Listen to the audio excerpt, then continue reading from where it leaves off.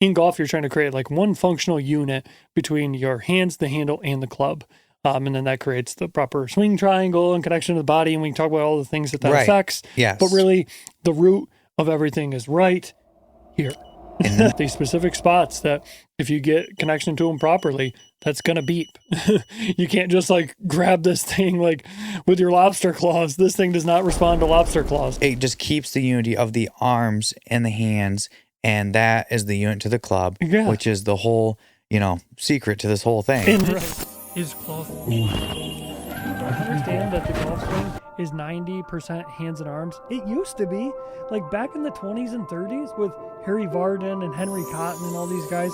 They were saying that it was 90% hands and arms. Where did that get lost? Like, why? Why did we lose that? We are live. How's it going, everybody? Welcome back to the Claws and Effect podcast, where we introduce the cause and effect relationships that exist in golf in relation to the hand to handle to club relationships. Episode 21, Tournament Champions Week at Hawaii, which is going to be nice. It feels like Hawaii here in Michigan. We got like 60 degrees tomorrow coming. It's crazy. We're going to shoot some content at the studio tomorrow. We're going to shoot like some ball flight content. Yeah. We're just trying to just shoot out as much content as possible. We got a lot of stuff we want to say. Jonathan and I just had like a huge like breakthrough moment today just with everything that we've kind of figured out with, you've seen us kind of use this. If you're new here and you've never kind of seen us or heard about us, we are the guys that are bringing the hands and arms back into golf.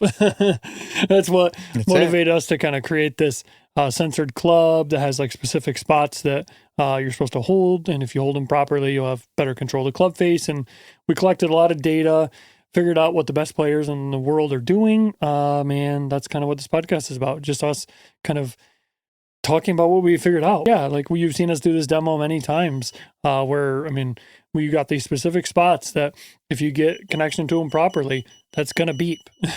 You can't just like grab this thing like with your lobster claws. This thing does not respond to lobster claws. So that's a big thing that we're going to talk about a lot today is you've heard us talk about pushing and pulling and how to ride the swing plane and things like that. But today is going to be more just focused on really getting precise on like how to get your hands connected to this club to begin with, right? Yeah. Or the claws, right?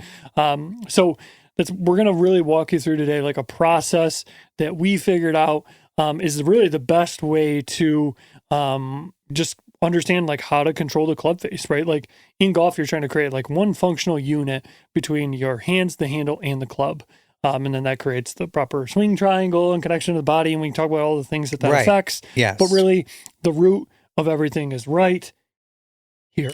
Hidden in plain sight. Hidden in plain sight. Yes, all the good players are doing it. When you're watching golf this week on the Tournament Champions and it's Hawaii and you wish you were there because the weather sucks where you're at. It's nice watch them. Yeah. It's nice that we're getting into that, phase where everybody after the holidays kind of gets now and back into football's like ready for golf, end. no matter where you live. Michigan lost this weekend. I don't want to talk about that. It's a sore subject. It was a pretty pitiful performance.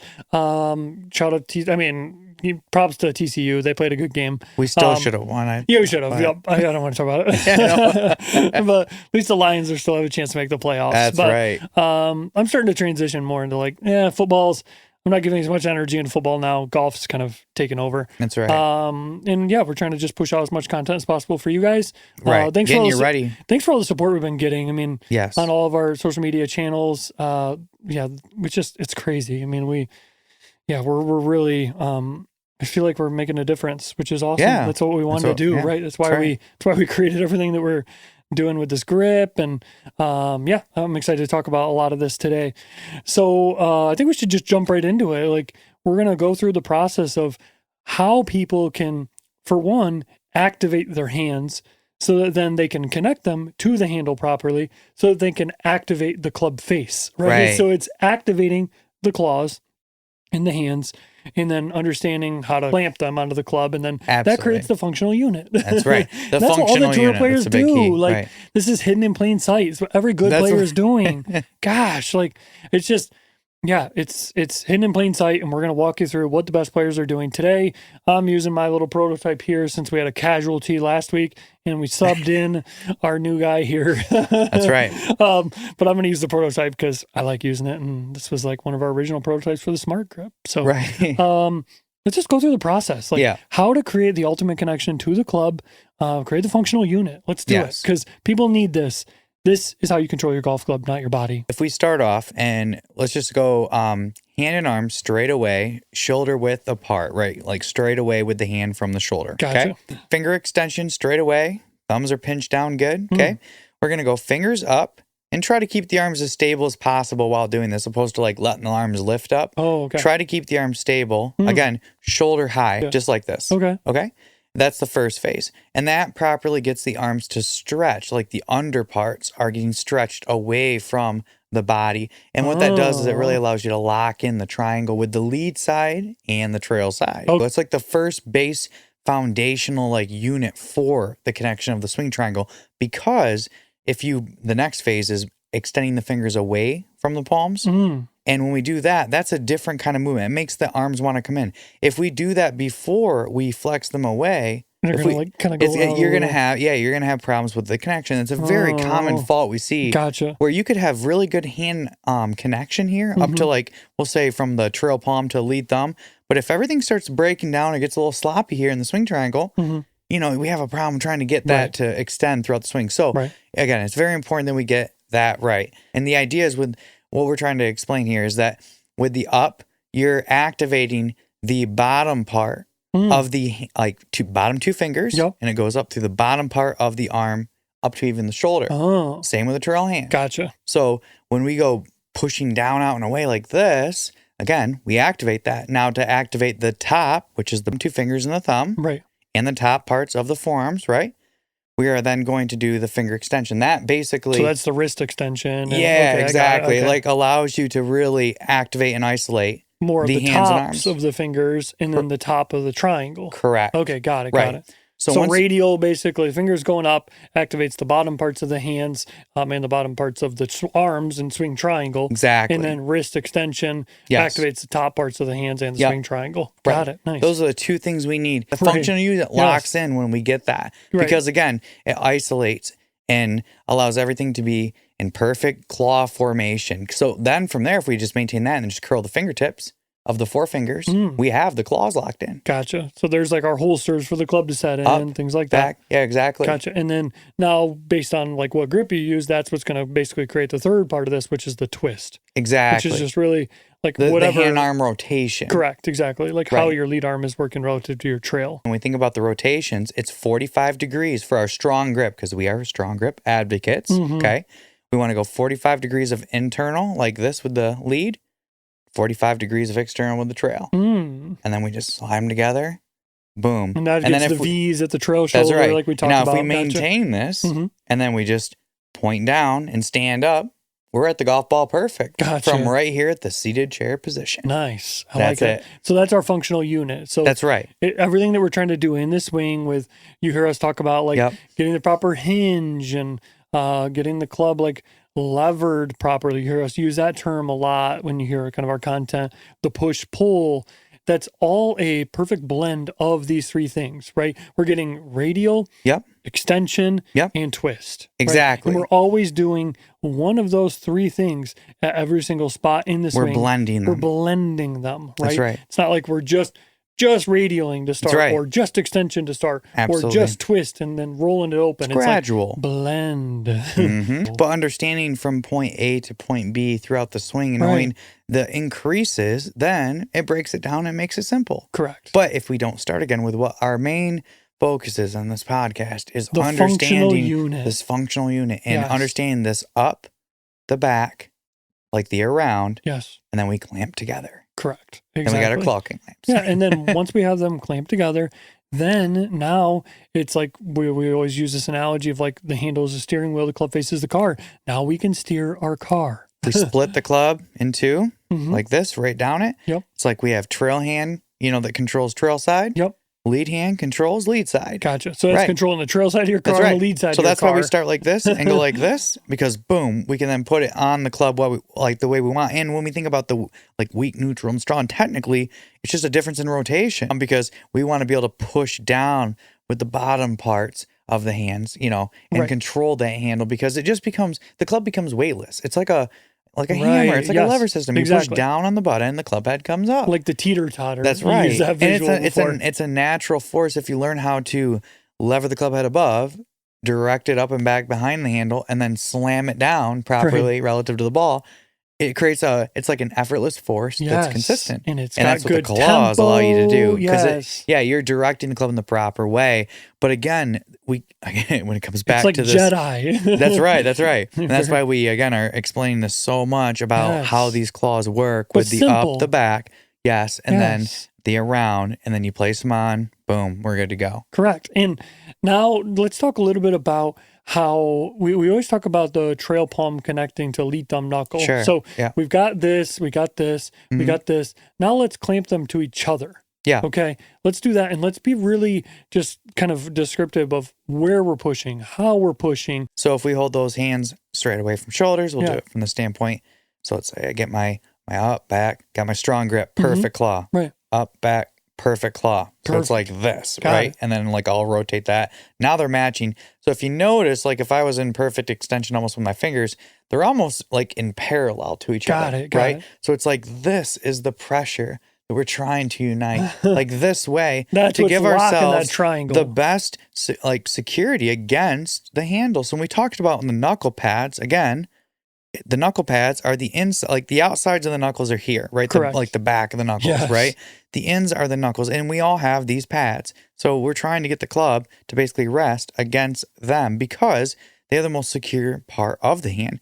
The club gets more up into the palm. That's why people use the bow of the wrist, which allows it to stay secure, but the club is more stable and it's not able to, like the functionality of like the lever and the lag is minimized. It's hard, Right. So, so get the pads like on the club, and then from there. And that's what allows us to get the proper grip pressure. We can maintain this proper security of the up in the back the entire time. Correct. That is the key. Yes. Is that we never can lose this security against the grip. And imagine, again, it's in between the hands. Like if we have finger extension and pinches, we should be able to take our strong grip, like just like this, and like lever it back, lag it, work on like your release, boom, just work on this, like keeping this pressure, and your putting will improve drastically. Yes, absolutely. With our alligator, I'm going to talk about soon again. Correct, absolutely. But that's the idea of this, is that it just keeps the unity of the arms and the hands, and that is the unit to the club, which is the whole, secret to this whole thing. And the big thing too is that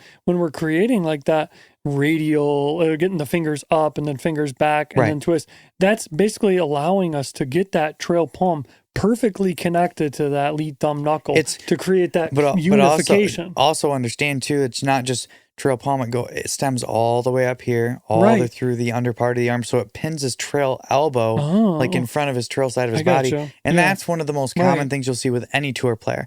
You never see a tour player where their trail arm just floating out like almost like internally rotated. Yeah, because they're doing like this three-step process. Because we play a sideways sport, the trail hand's job is to drive the trail side of the club down the line. Like skipping a rock. That's right. The lead side is it's like it's braced. It's like its lever system that it pulls against in the backswing, pushes and pulls against. And then the downswing, the lead side, if it stays locked, can then serve as the proper, like lead, like the brace. Yeah, exactly. The swing wall for the trail side to work against. And that's how you get that perfect gear effect. But it's important that the lead arm is perfectly locked. Correct. But it has to be, if there's any, we'll say any pad of the four fingers, pinky, ring, middle, or index that gives up with the pushing, then there is a little fault in the engine. Yes, right. Right. Absolutely. So there's like, these are pistons firing. And if one gives out and sputters, I mean, there will be a small, effect with the engine, but it's very predictable. Correct. When it comes down to it. Yes. And if we just get most of the pistons firing in the right way, properly going, it's like if you get your car going, it's like you're trying to like jumpstart it, right? It's like it's barely getting going. Come on. It's like, all right, we got the claws locked in. So it's like, we're good. And it comes down to like starting the cars, like the finger extension part, like up and then back. It's like, if we get these two, that's like forming we put like your the key in the ignition and it's like, okay, we're getting there. Yeah. Now to get it moving, like we say, push with the like pads and all that with the bottom 2 fingers and things like that. We'll get into that. But yeah, the big thing is just really make sure, like you said, once you've got those kind of palms matching each other, just feel that kind of trail palm against that lead thumb knuckle.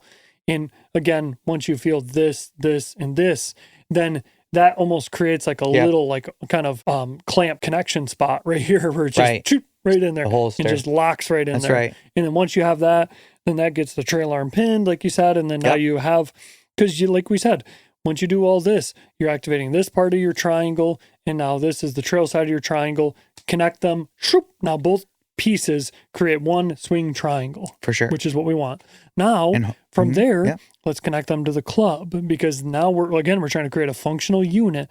So far, we've got the claws, we got our clamps, we've unified them. Yeah. Now let's connect them to the club just to make this like functional unit more functional. But the cool thing is when you add the club to it, it doesn't really change. Like when you get over the ball and stuff, if you can condition your hands and arms to do this enough, like literally you could put like a 5-pound weight in between them and do it, and you could like swing it the same way, like as a golf club, and create like the same. It's like a great train like system. It'd be slower motion, but then when you add the club, it's a weightless. Correct. That's why we're going to do like the claw ball and things like that. Exactly. It's like once you understand the holsters, these are everything. That's right. And no matter what you're connecting them to, I mean, once we do other sports and things, you're going to realize like, oh wow, use the claws for everything. It's everything. Yeah. Yeah. I mean, really, you do. So that'll be kind of down the road. But yeah, basically these sensors are going to go in everything. But yeah, okay. So yeah, we've got them unified. Now let's clamp them on the club. Yep. And we've talked about this a little bit in our Clawified series. If you haven't watched that, I'll link that in the bottom. But yeah, let's talk about like where we're pushing. Let's just do strong and neutral. So just think of it this way. So think about the first move that the golf club needs to make when it goes back. Okay. So this is why we're doing these things, right? Yes. So again, get the up, get the back, get it strong. Okay. Get my grip right. Yes. Got it. Perfect. So with the direction and the placement of my pads, lead hand, it's like this. It's like an angle where it's pointing like back almost like just above Ethan's, or like level to Ethan's head. Oh, okay. But just like level to his like right shoulder. Got it. So it's like that's naturally where my grip points when I'm standing level like this. So your pinky's on top of the club. If I just took the club straight back and just let gravity kind of take it, it would naturally, if I let it rotate, like go right here. Right? Gotcha. So that's it. If I took a neutral grip, it'd be more like this. Right? So that's like the natural effect. Then if I get my trail hand strong, and I do the proper push down and the proper finger down pressure and point it with that pointer finger at Ethan's like trail elbow, then I get the perfect takeaway. Oh, okay. Got it. From my chair standpoint here. Got it. Because like now you are understanding that you're trying to control like the butt end of the golf club, right? Like I'm keeping the pressure down to keep the club head just slightly hovering. Correct. And then I'm also keeping my fingers down with a little bit of gradual rotation. And that allows the toe to open up relative to the heel. But you're controlling from heel to toe. Perfect, because you have the handle controlled properly amongst our claw pressures. Got it. Against it. So, yeah, again, it's all just like one unit. That's right. It's like if you do a certain thing with the claw, then the handle's going to do a certain thing and the club's going to do a certain thing. That's it. It's all one. If they work together, it makes your life a lot easier. Especially your bodies, too. If you're trying to like just use your body and you're not focusing on the other three things or vice versa, you're going to have a hard time playing good golf. Absolutely. Here's a good reference for those at home. If we hold our club parallel, like our armrests, are a certain height, right? They may not be the same as yours at home, right? But it's about, kind of equidistant from there to like the sternum. Yeah. Right. I like so if I just use that as a parallel kind of reference, again, I'm pointing back at Ethan here to get that nice push down, but fingers down with our little twist, right? Right, which is giving us our width and our the width and the depth. Stretching away. Right, exactly. And then from here, I'm going to maintain my pushing down, out, and away. Like basically, I'm going to keep pushing at Ethan as I start to pull up and back with my lead thumb and my trail index finger just up and back behind my trail shoulder. So it's almost like, I get to this parallel to the couch here. I'm almost trying to keep it parallel. I'm going to move my mic up just a little bit just for this exercise so I can get here. Look at that. Got it. So if I could keep my head perfectly looking, let's say the ball's right there, it's like I would be at a perfect like 90-degree angle between lead arm and shaft. Got it. 3/4 backswing. Could lever a little bit more and then lag it and then Boom, look at that. Get back down here to my equidistant parallels. The 3 parallels. That's right. And then from there, when I go to release, trail wrist stays cup, trail arm goes from empty to straight, keep lead wrist pushing properly as well, the lead thumb, and then we get back to our other parallel. Nice. I like exactly. it. Got it. Right. The same push. And again, we're trying to control like the butt end of the golf club, right? Like we talk a lot about when we did that qualified series where we're talking about trying to get the proper width. Well, what controls the width is how far the handle is stretching away from the ball. Well, we know that if we connect the kind of bottom 2 fingers to the handle, that's how we control the butt end of the club. So in order to get the proper width in the backswing, we're going to do that with pushing with those bottom 2 fingers. That's right. So again, now we're learning how to use the functional unit to control the width, the depth, and we'll get more into that kind of as we keep going through all this because we figured out a lot of stuff. And we actually mapped out the swing in like 5 different zones, and we'll get more into that as we kind of keep going through all this.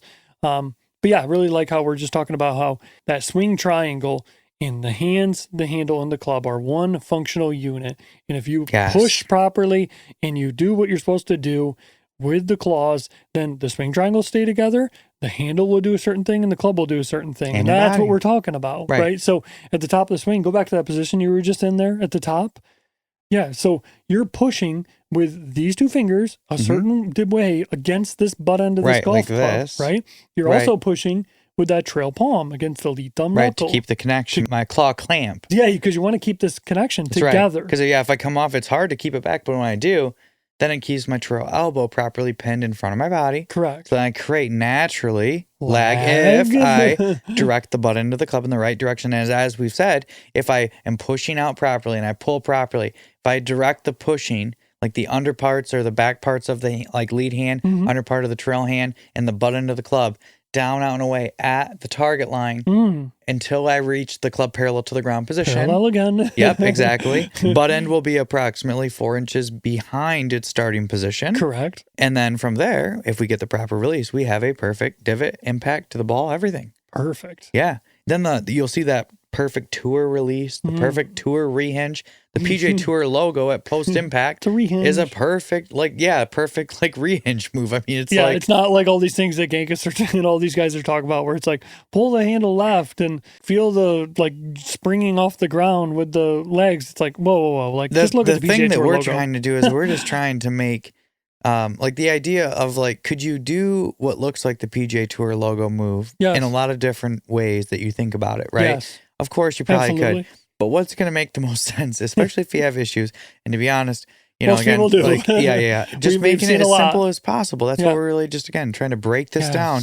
But we can't stress this enough that your chances of doing everything else in the swing right, especially with the body, I mean, it all comes from here. I feel like if we would have Charles Barkley when he was going through his problems, with the, not being able to hit the ball from the top, I mean, it would be, instant because he just was really lacking his claw, this, hand-to-hand to club relationship. Right. Yeah. It's that's really what he was not getting because his club was not connected to his hands and arms properly, and his hands and arms were not connected to his body in the right way relative to the ball and his target. And he knew it. His brain was like, nope. That ain't it. But, then he tried and forced it, and that was something else. But anyway, it's true, though. It's really true. But I've seen so many crazy things when it comes to yips, shanks. I mean, I've seen so many horrible issues. It's like the person's dictating, do I quit? Do I try to fix this? Right. And I would try to explain to him it's totally fixable, but you have to realize what the root to the problem is. Correct. And it's just exposing the golf club in your hands and arms and body in the wrong way. It's just to the ball. Again, it's just understanding you can fix 4 or 5 things if you just get this, what we're talking about with the 1, 2, 9 things, 3. Actually, it's a 9 for 1, 10 for 1 special. Probably add another couple freebies even in there too. Yeah, think about it. It fixes. I mean, seriously, the swing triangle. It fixes your alignment. If it's right, if when we check off one of the things, if we get our grip right and our swing triangle perfect, the functional unit perfect. Yes. Then from there, it's check. That's why we always start with that. That's right. Well, you can't overgo it, right? It's some coaches do. It's like trying to start your car in 3rd gear instead of 1st gear. You know what I mean? It's it won't start properly. No, it won't start. It's you need to make sure that you get your connection right. And then from there, it makes everything else easier for the roadmap, because then from there, if you can maintain proper connection to your takeaway, that is the pre-foundation for pre-impact and post-impact. Right. Because post-impact will commonly mirror, the takeaway. Exactly. Right. Exactly. So, or it'll be, again, somewhat close. Yeah, it's just crazy that some coaches, they're like skipping over these kind of the functional unit. Like that's what we're saying. They'll come in. We saw this a lot with like our last job. And, yes. And just being in the industry, seeing all the content we see on social media, it's like you're seeing the changes that these coaches are like recommending, and they're recommending more of like the effect and fixing the more of getting the lead arm a little straighter and things like that. But it's like, okay, well, what gets the lead arm straighter? Well, based on what we're talking about here, the bottom two fingers pushing against the butt end of the golf club is what keeps your lead arm locked and maintaining the cup and the lead wrist and things like that. But we're talking more about the cause and the root to all of the problems, not like all these other things of, try to rotate more and do all these things that tour players say they're doing, but it's because they have the functional unit, so they can worry about like getting the perfect pivot. They're just trying to get the body to support the perfect functional unit. That's right. Most tour players have the functional unit. Their functional unit, though, based upon like what could be a perfect functional unit, I would say, really is still minimized. Like we've talked about how we could always improve everyone. Absolutely. We always can, right? But like, that's why once we have this with our censored matching up to your perfect line goal, your perfect tendencies, everything. Correct. That would be that's gonna be a nice. But this hasn't been brought to anybody's attention. Because nobody's actually measured the functional unit. No, I know, right? It's like that's the thing that fixes everything and makes you a better golfer. It's what the best players are doing. It's true. Even if they don't know it, like you said, some of them might be doing it and not know it, or just be not doing it and getting away with it because of how well they're using their body it from other things. Yeah, for sure. Right. But for the average golfer, they can't get away with it. I'll tell you this though: every tour player is moving the unit. It may not be functional 100%, right? Could be maybe we'll say if you're on tour, really, if it ever lacks more than 85, 90%, I think you have an awesome short game. Yeah, I mean, I can't consistently be that bad, I would say, but like the unit is moving through like from pre to post impact consistently, properly, and might be a little more separation between the elbows, some might be a little tighter, but it's moving because the handle has to keep moving too. Correct. Right? Like that's it. So we use a term a lot. We used to use this a lot with our coaching, and this was actually I remember when I first met you. When I actually sat in on one of your first lessons, and you used the word palm pressure, and like talking about how to like connect your like hands to the handle, but also in the takeaway. Let's talk about a little bit what we figured out when we were doing our grip with the proper grip pressure. Actually in the takeaway. Okay. And you hear, we talk about this a lot with our students is when the club is parallel to the ground, we've created this first parallel, as we say, you really don't want to be like holding the club even with your fingers. Like you want to just be pushing with your palms, but because you're pointing down with your fingers, the club's like barely in your hands. Right. Yeah. But you just have like your clamps. But yeah, like if you came over and like your fingers are not squeezed. For better players, your hands are not going like this in the takeaway. You're just pushing with your palms. Right. Yeah. Well, just basically all it is trying to feel like your fingers are all extended. Like imagine like through the handle, like I'm holding the club like this, right? Perfect finger extension. Yeah. Now I have placement of my lead and trail hand, getting it perfect here. There we go. Now from here, if I stretch it away, I'm going to get a little stronger too. There we go. All I have to do is just now curl my fingertips. That's it. I don't have to use any pressure. Just curl. Oh. Boom. Got it. That's it. Right? But I don't have to like, look at that. It was like, that was squeezed. Like that's tense. Like I can grip it at a 1 in my fingertips. Right. But this placement here in the palm pads up to the, like from the knuckle pads to the palm. Yes. Right? It's like that is the placement that's secure. And we'll say on a scale from 1 to 10. I mean, once you, like, imagine that if you get your claws on the club, right? Then make sure our swing triangle is properly connected. It's locked in. And then squeeze it, right? Go to a 10 and then relax it to a 0. And then go back to like a 1. And then you're perfect. Got it. Because once you lock the pressures, like initially, right? Like properly, and you don't lose it with tight, then you loosen, it's like it's clamped. but don't re-grip the club. Because going through that again, don't go to a 10 again. It's just more of a thing of like you don't want to have to redo the scale again, like But it's like that's part of your pre-shot. Like I would teach students, it's like while you're getting ready to hit, it's like before like the guy's hitting, it's like you're over there getting your grip right. You locked your triangle, so now you get up, you just do your little pre-swing thing, and you have your grip perfect still, and then you step up over the ball, and boom. You see Billy Horschel, he does this. Like you see him like right out in front of him.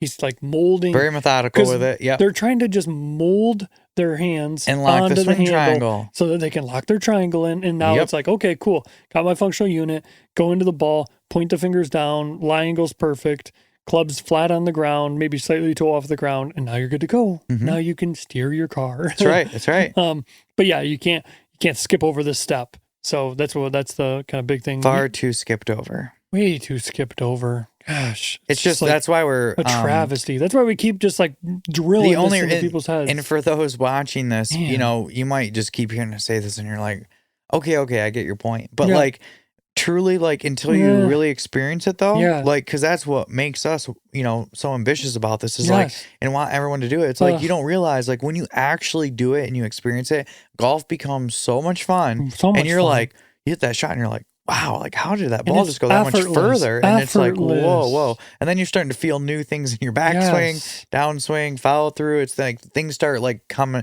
like the little, pieces start coming together in the puzzle, Correct. right? Yeah. Things are without having to try as hard on some notes. That's why we're so motivated because people are making it harder than it needs to be. Right. Like you don't have to do all this stuff you're doing with your body. They're skipping this main step too much. And then they're trying to like, oh crap, I don't have that connection. Okay, let me put a ball between my arms to try to like mask it. It's like, why don't you just create the proper like connection to the club to begin with?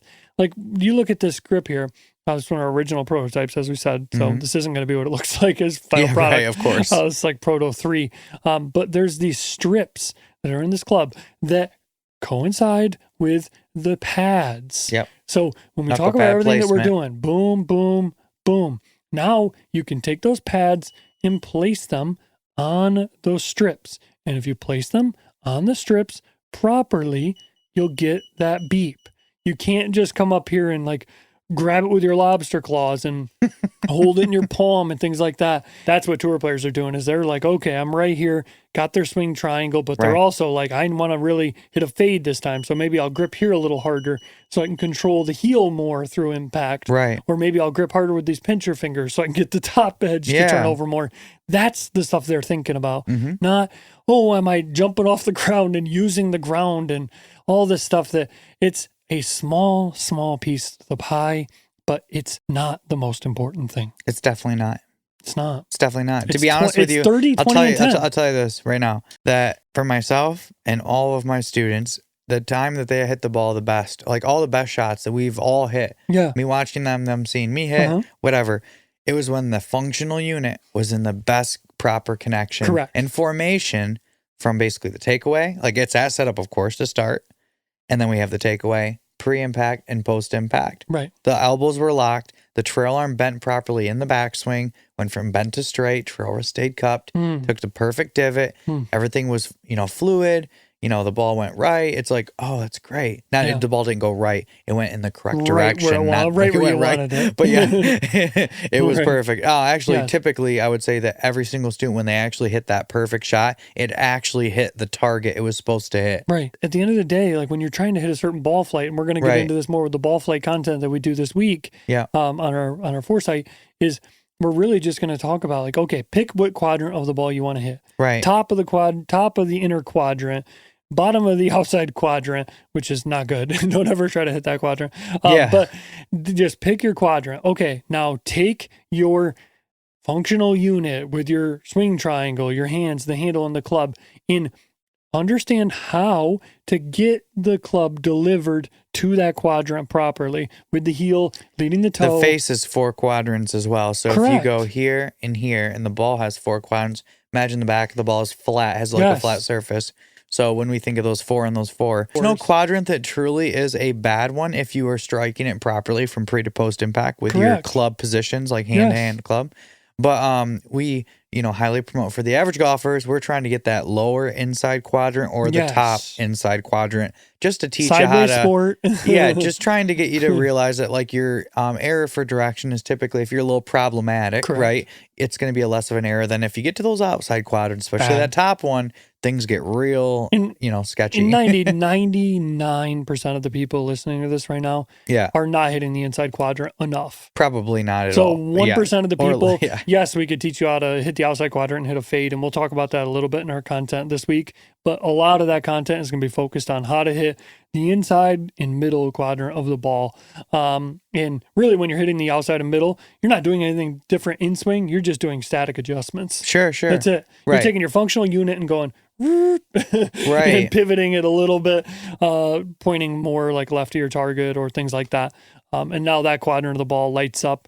Now you get this green light lit up in coinciding with the green light on the ball. Get those matched up, understand how to get the proper matchup at pre-impact, in impact, and that's how you play good golf. That's right. And instead of having that, we'll say maybe 2 or 3 shots around where like, that was perfect, like turned out perfect. Correct. Now we can escalate that to like, maybe a dozen, 20 shots, around where you're like, that was, and then you get, just that's where you again drop the handicap. Just that good escalating process, because that's how you stay motivated to keep wanting to play golf, because golf should not be a chore necessarily. I mean, everyone has to go through a period. You're going to go through some mental chores. It doesn't have to be as brutal as it has been. Right. Especially once you really just understand what we're telling you. So just really understand that this is it.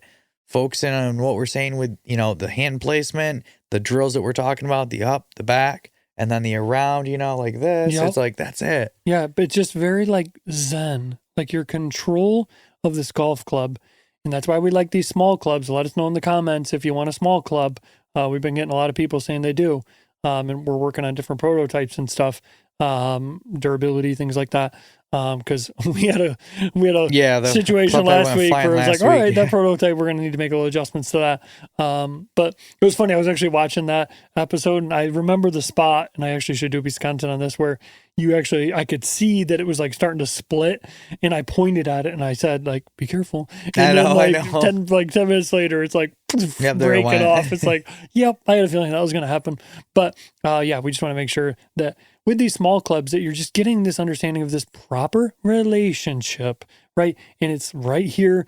And now you really start to feel like your hands, the handle, and the club are almost one unit because they're so close to each other. Right. When the club is further away, it's like, doesn't feel like he's included in this relationship. Harder to visualize and feel that relationship, basically. But when you can sit here and go, when it's right here in front of you, and then you see that club face moving, and you're like, oh, okay. It's not it's not because of how much I'm rotating my body or bowing my wrist isn't the best way to do it and things like that. But it all comes down to just this connection. Understand these parallels, like we were talking about, the parallels from the armrest, just like understand this, because that's what golf is broken down into. It's all 45 and 90 degree angles, like in a sense. Parallels. Yep. Parallel lines. Geometry and physics. It's just basics. We're just trying to simplify it in the simplest way possible. Right. That's why, we just had a huge breakthrough moment today with just a really simple way to describe it. And that's what kind of motivated us to do this podcast more focused around this kind of functional unit creation,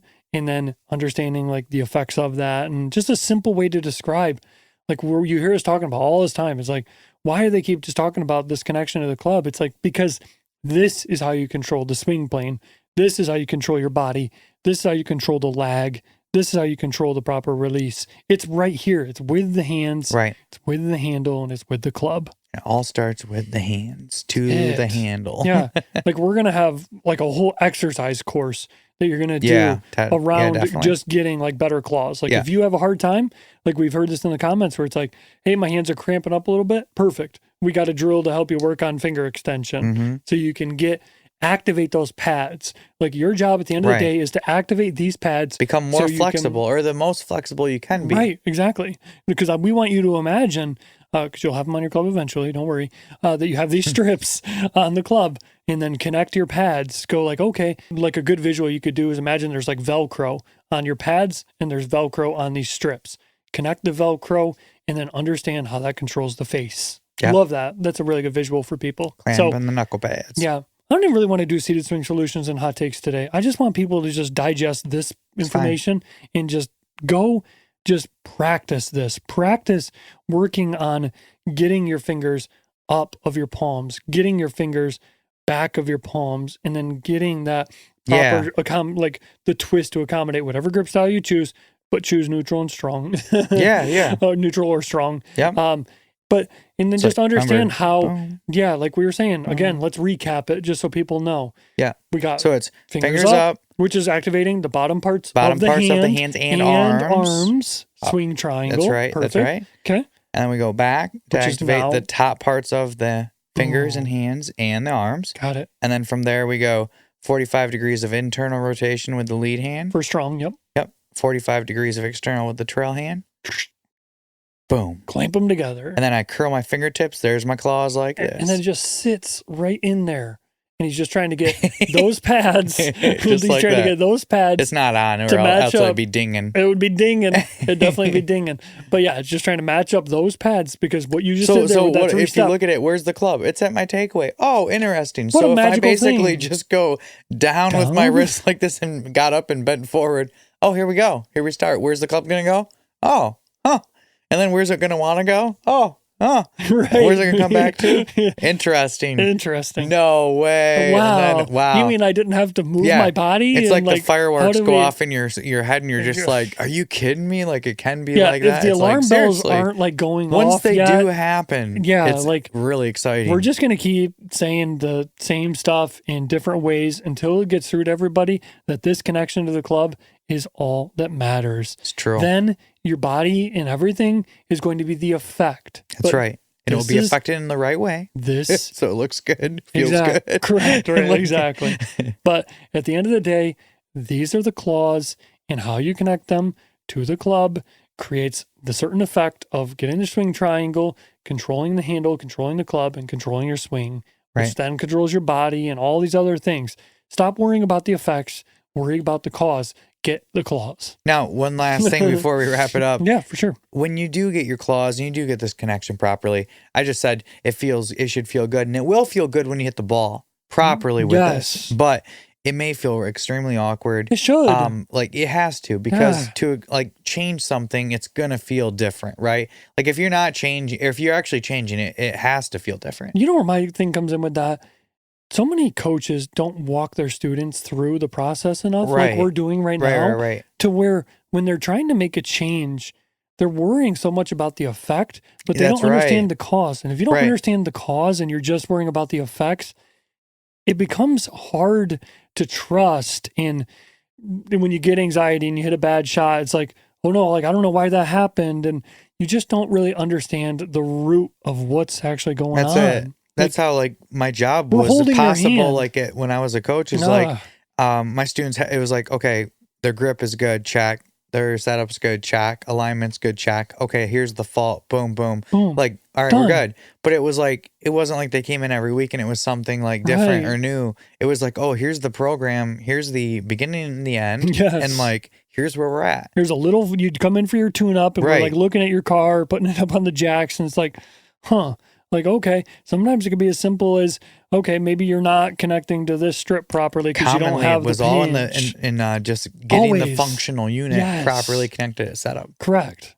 And that's right. Then that would fix like 4 things. That's right. It's like, but so many people, they're having their students come in. It's like, okay, let's worry about this. Well, I read in this book that you should probably like use the ground more and tilt the body more and turn it's like that more.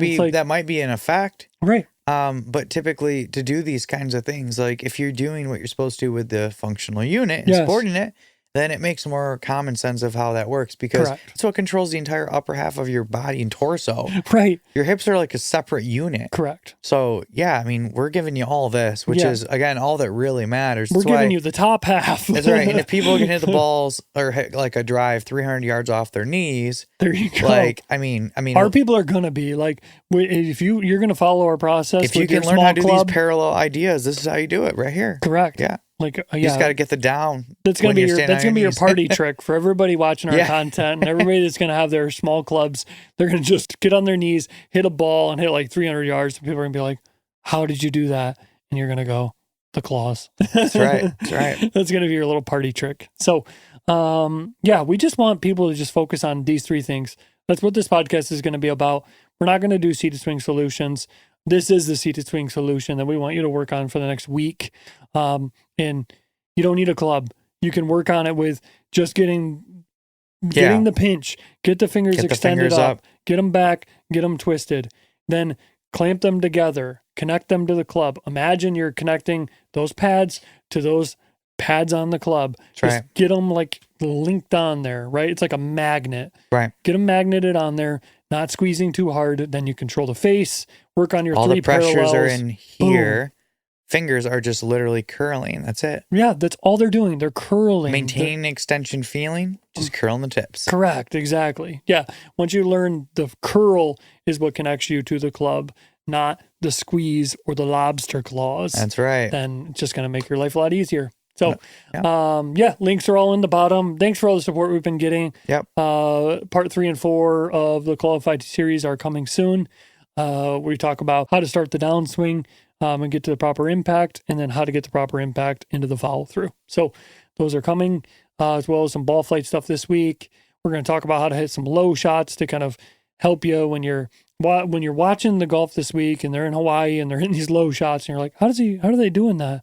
We're going to talk to you how. So, because it's no secret, golf ball, he doesn't like the wind. So keep him out of it if you can. Yeah. So, thanks everybody. Appreciate you watching. We're just going to keep drilling this India. We know it's helping. We've seen it help thousands of our students. We know it's going to work. We're just kind of getting it out to the masses now. Right. And we're going to have cool ways to measure all that pretty soon. Short clubs and censored clubs and claw balls and you name it. It's coming. Yeah, right. It's all coming. Yeah. It's coming because we know this is the secret. We know this is it. Create your functional unit. That's right. Thanks.